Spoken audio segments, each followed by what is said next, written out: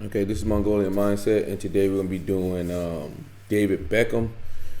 We're going to keep our war going on against personality database. They seem to mistype everyone, so let's see what we get today. We got David Beckham here. They have him as an ISFP, okay, with 118 votes. ISTP is 10, and ISFJ with 5. Okay, so we're gonna watch the video and we're gonna see what he really is. Compare and contrast. We think personality database is shit. Comment below if you agree with our analysis. If you like the content, subscribe. Yeah, so let's start this. With England, why do you think we didn't win the collection of players we had in 2004 and 6 in particular? Because we weren't good enough on the day. Simple as that. It's not about click. Okay, so first thing I just noticed, he asked him, why do you think we didn't win the cup? He just basically spit out an outcome. We wasn't good enough that day. I see him very direct as well. That was outcome and direct. So we're going to put a point down for outcome and direct. It's not about Liverpool players not liking United players. We didn't know, did we? You definitely didn't. I thought it was all right, personally. He's dancing on a table with a fake World Cup. I remember waking up that morning, you went, have you seen the picture of my dad? Hasn't film. Donkey. Yes, it's a horse. It's a horse, is it? Oh, it's a white horse, sorry. Yeah, there's you. 1998, he got sent off against Argentina. It was just a moment of madness. All I dreamt of was representing my country. If someone turned around to me now and said, you're back in the squad, You'd go, wouldn't you? I'd go. They've got 5 right backs, they won't be calling me. Okay, so I'm going to put a point down for affiliative there. He really cares about his country there. Very, he said, even at his advanced age, he would still go back. Put down a point for affiliative. Even if they didn't, I don't think they would.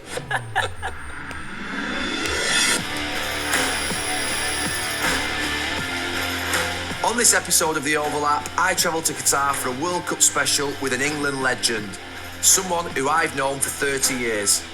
David Beckham was capped 115 times and played at 5 major tournaments.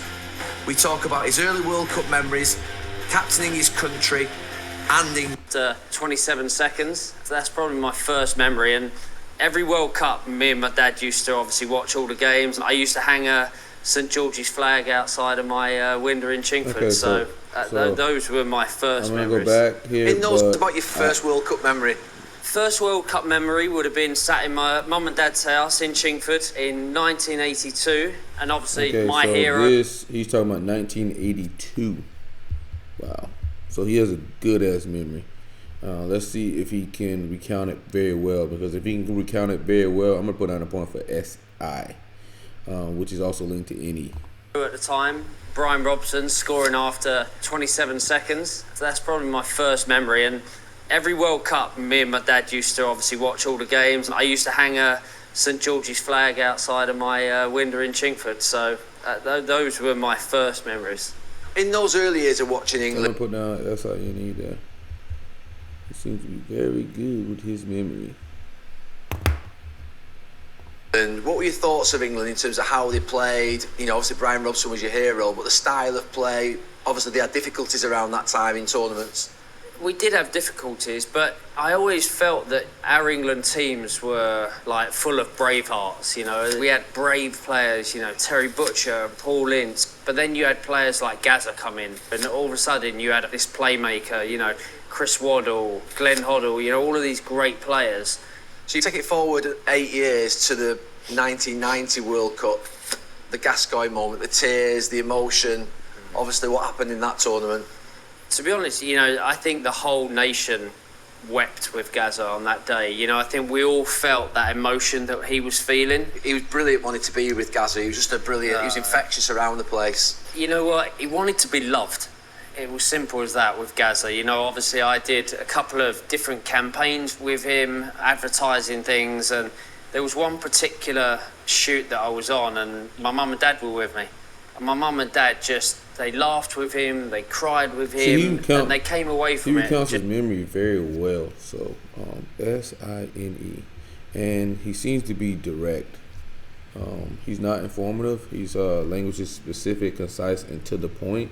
And today, we took our time to pull up this chart, right here from Linda Barrens.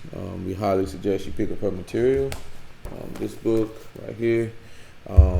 And basically, if you're direct, you're one of those types. If you're informative, you're one of those types. So David Beckham right now is direct, so we can eliminate the 8 informative types. These types are eliminated. It's going to be ISTJ, ESTJ, ISTP, ESTP, INFJ, ENFJ, INTJ, and ENTJ. Okay. So yeah, that's what we got so far.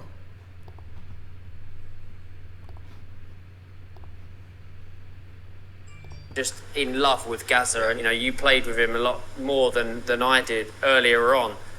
Gaza was one of those people that you just wanted to be around him because his personality was so infectious in so many different ways. That character, that's what makes the game so special. Tell us about that moment where you were first made England captain. Obviously, I was values and whatnot. In and around TEFI. Squad at the time, but you were unbelievably proud, weren't you? It was a massive moment for you.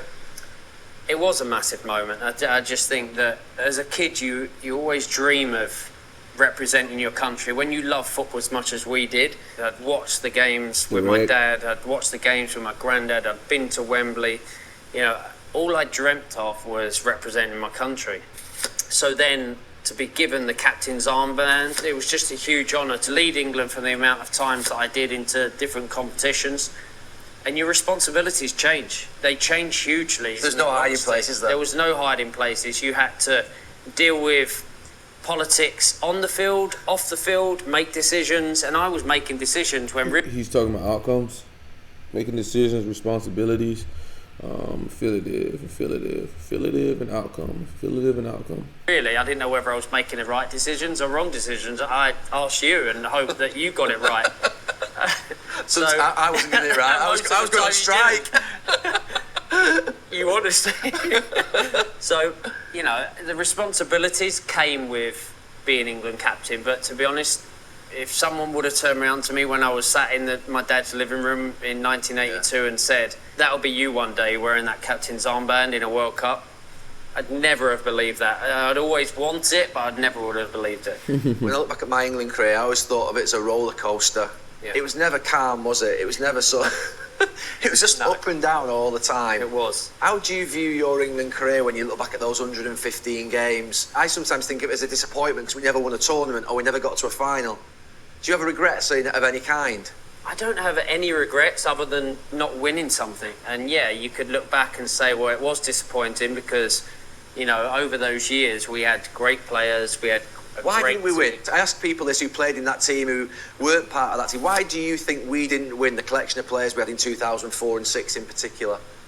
Because we weren't good enough on the day. Simple as that. It had nothing to do because I've heard numerous people come out. We counted that earlier in the intro as outcome, so yeah. Say, well, there was cliques and some players didn't talk to other players. I don't care whether players talk to each other whilst they're eating dinner, whilst they're eating lunch, while they're in the change room.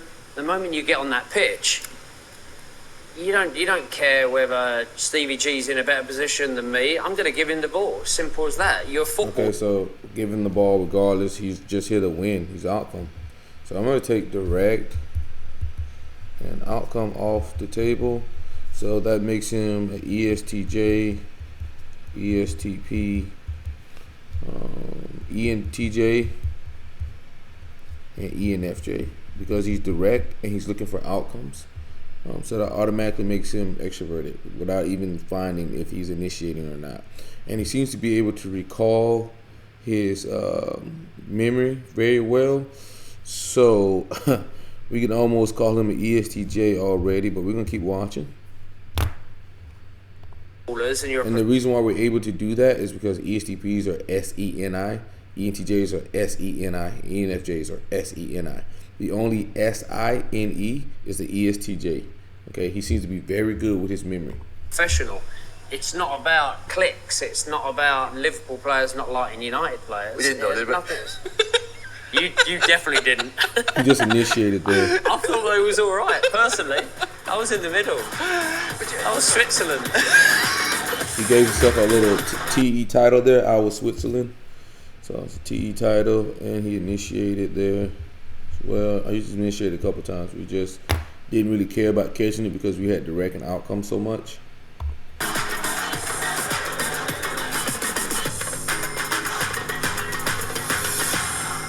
Was there ever a point where you felt, is this all worth it with England? No. Playing in tournaments at moments where it became difficult? We're going to already go ahead and discredit personality database because they have him as an ISFP. For him to be an ISFP, David Beckham had to be informative language, and you can already tell that he does not have informative language. He's not beating around the bush. He's not vague. He's concise, straight to the point. Like, that's it. He'd also have to be pragmatic, and you keep hearing him talk about his country and how much his country means to him, and like playing for his country.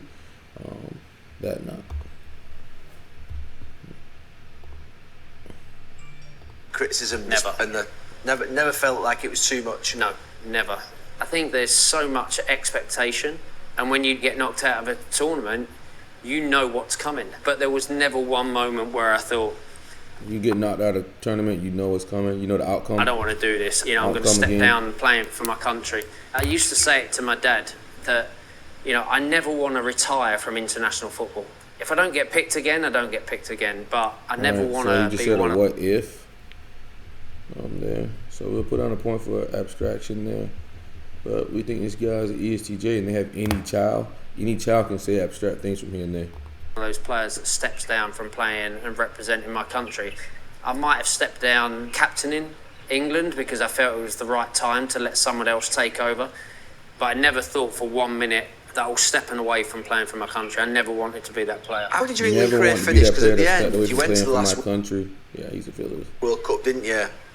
But you didn't take part. No. How did that end in terms of, because I always remember you saying when you were younger, England will retire you, you won't retire from England. I always, to be fair, I adopted the same stance off the back of that, because I agree with you. I don't believe it's a player's right. Even though we had friends who, to be fair, did retire, I didn't believe it was a player's right to retire. You either get picked or you don't get picked, and if they want you, you go and play. Absolutely, and if someone turned around to me now and said, you're back in the squad. You said another if statement there, if somebody came to me now. You go, wouldn't you? I'd go. It's simple as that. Of course I'd go. They've got 5 right backs, they won't be calling me. Even if they didn't, I don't think they would.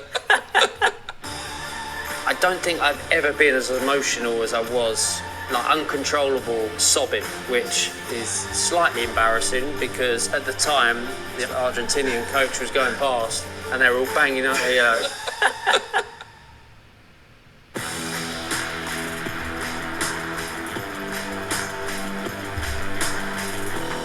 We have a section called Failure is a Bruise, Not a Tattoo, and I'm going to imagine that it will probably lie in your career around 1998 and that moment where obviously you got sent off against Argentina. Is that right? Would that be a low point of your whole career and the aftermath of it, really, and what came your way? No, it's all still a bit of a blur, in all honesty, that time, but I remember how tough it was. I remember, we were both struggling at the time. It was a tough tournament to start off with, and then got a little bit better, and then got really bad. But I remember the moment when Glenn announced the team, we were both sat on the grass, and I remember thinking, because he'd not spoken to us, had he? No. And I'm thinking, right, I'm not in. And then it wasn't, I think, until after, I was like, you're not in? That was the biggest shock, because I'm not in, and I played every game leading up to it as well, and you weren't in. Yeah. And I remember thinking, it was bizarre. I think it was the fact that we hadn't been spoken to, but you in particular, obviously, you're a massive, name, and you played in every game. It was the fact that we hadn't been spoken to. It was the shock, wasn't it, of the surprise? I think it was a shock of that, and also, we had the upbringing of always being told, whether it by Jim Ryan or Eric Harrison or the boss. Yeah. They would always. He might never give us a reason. Might be a dodgy one as well, but you're not playing. But you'd always know, and I think it was just, I don't know, it was just something about it that just didn't feel right. And, that was obviously a tough start to that, but then, what happened after that for me, it was just, I think it was tough all round. I think, you know... Did that frustration from the early parts of the tournament, do you think, come out in the game against Argentina, or do you think it was just a one-off moment? I never felt that I was frustrated playing in those games. I don't remember going on that pitch wanting to prove a point or wanted to prove that I was frustrated because I'd been left out of the first couple of games. It was just a moment that happened where I reacted, and it was just a moment of madness, really. You know, when I look back at my career and I talk about regrets, you know, I wish that would never have happened. But I then look at the flip side. If it hadn't have happened, I might not have had the career that I had.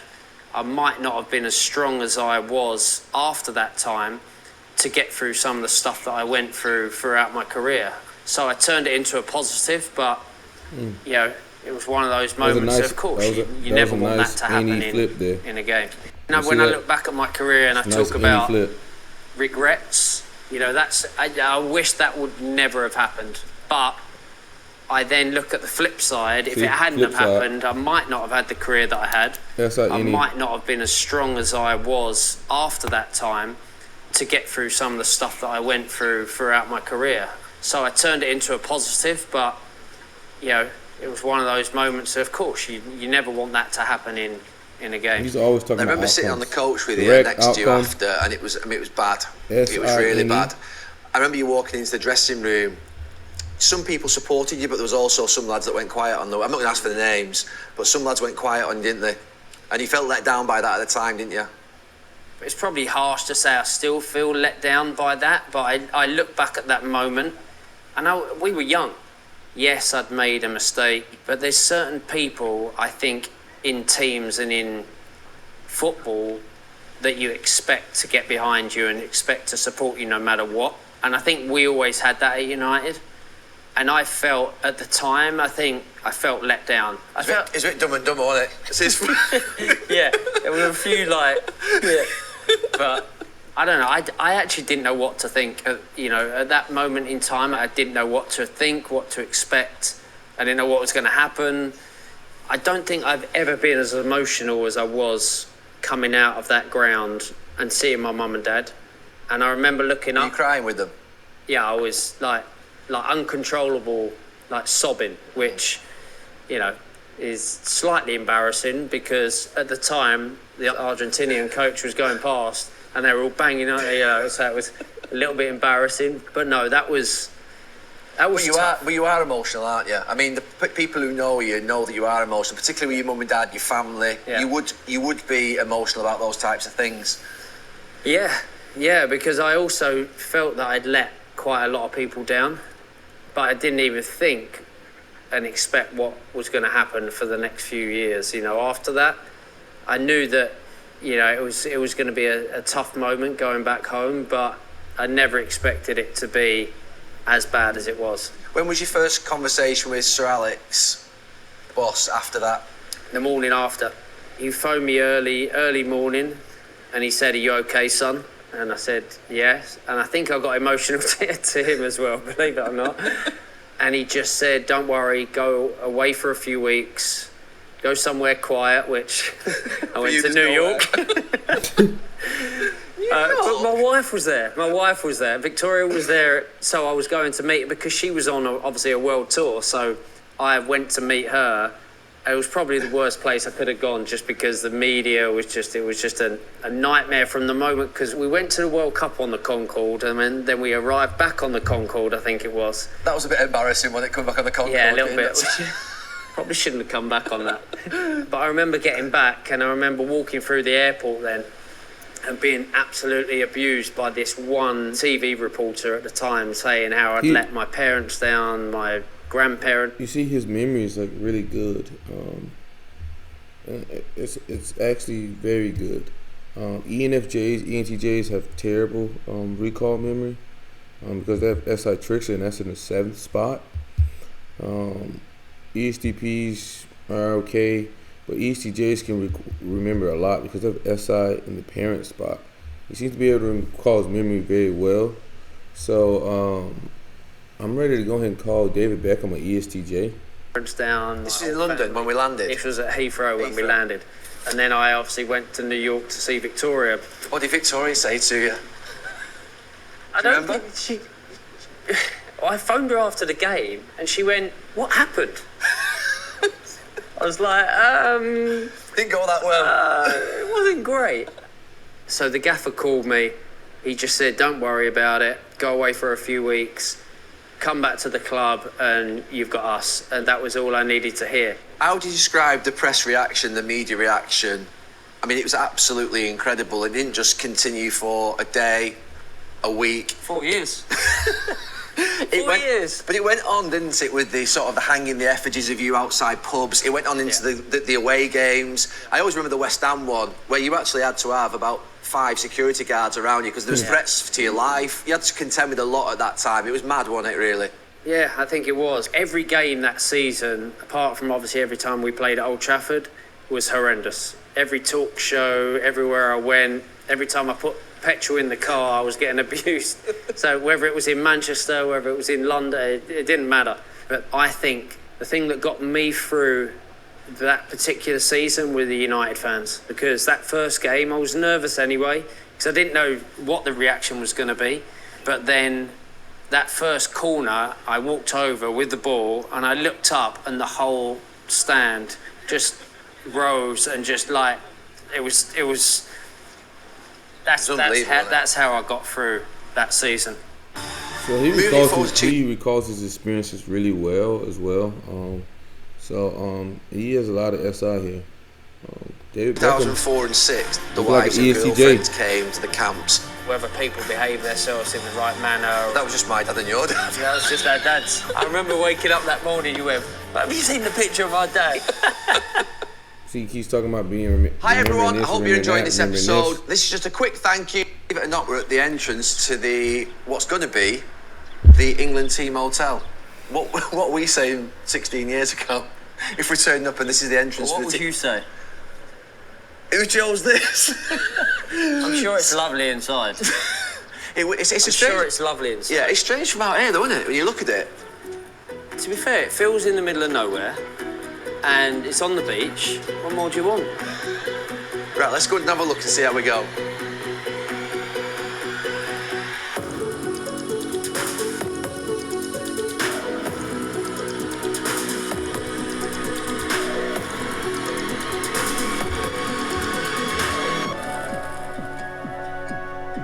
When you were England captain, you would be consulted, wouldn't you, in terms of what an England camp would look like? What sort of things would be important to the squad, to the backroom team?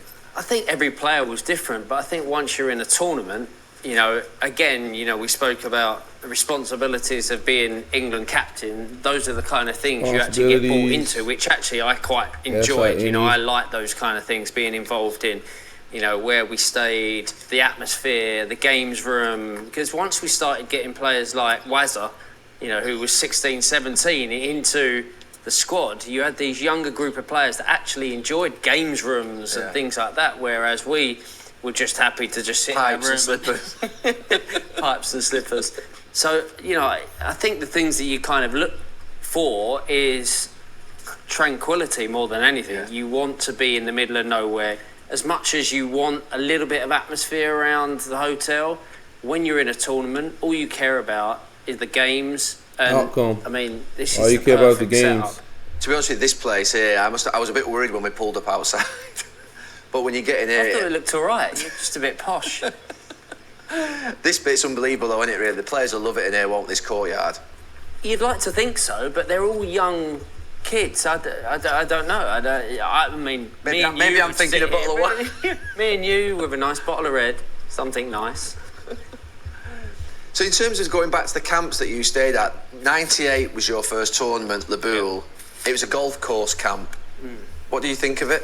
I never liked staying on a golf course because there was a lot of golfers within the team. Yeah, it felt like they were more concerned about getting out on the golf course, wasn't it? When could we get our next 9 holes? Yeah, and I was really not I wasn't a golfer, to be honest. I'd rather just sit, relax, protect my back.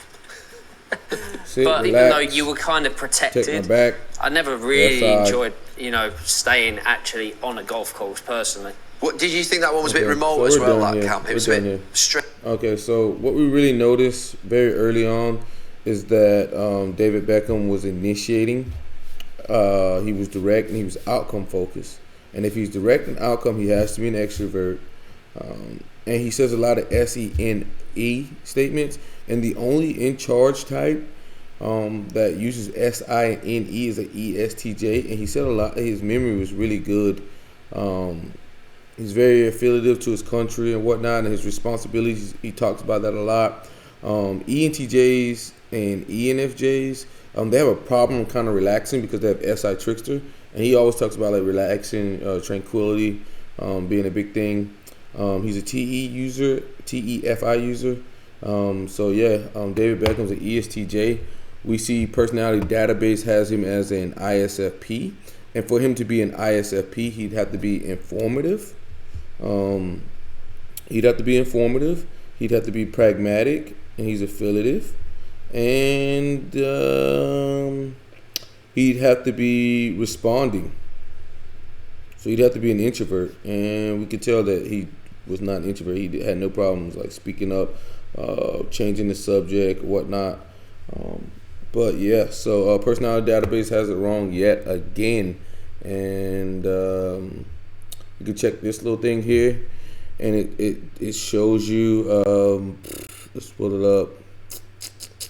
ISFP behind the scenes. They have to be informative, responding, so introverted, and concrete. This is the basic one.